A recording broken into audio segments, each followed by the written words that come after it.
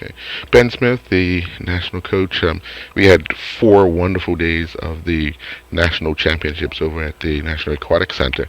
Um, what's your feeling on the 4 day event? It was a spectacular event. It was obviously having the national championships at the new National Sports Center was a amazing opportunity. The first time having a meet at the pool, we obviously had some thoughts that we had to work through some of the issues with having a new facility and new equipment and new starting blocks for many of the swimmers. But as the 4 days went on, it was obvious that all those things don't matter when everybody's swimming as fast as they were.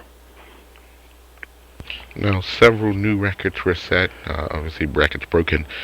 What do you attribute those records and those fast times to? It's been a hard year of training. It's at the beginning of the season when you're starting out in September. This is your goal, and it's always difficult when you're talking to the swimmers about, this long-term goal of what we're going to do during championship season. So that's summer age groups and national championships, and then when they go off to the overseas meets. But as you're going through the season and you're doing all the land training and all the countless hours in the pool, everything is aimed at performing at this level when we get to this part of the season. But what I will say is that through the hard work this year, this championship season has been extra special. Now everyone knows the Lisa Blackburns, the Jesse Washington, the new kid on the block, Madeline Moore, but there were so many others that set personal bests and records in the meet. Who are some of the standouts other than those named people like Ashley Yearwood and the like? Yes, I believe that one of the people that really stepped to the forefront would be Ashley Irby.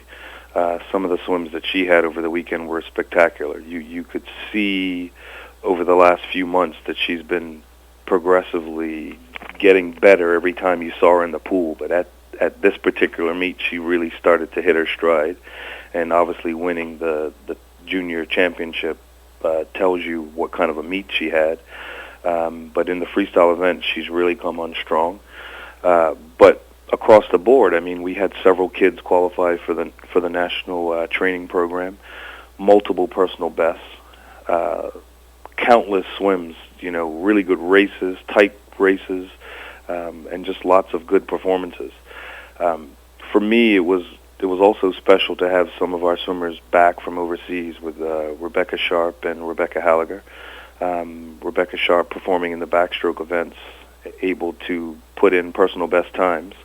And when you get to this point in your swim career and you're able to put in those best times, that's always special.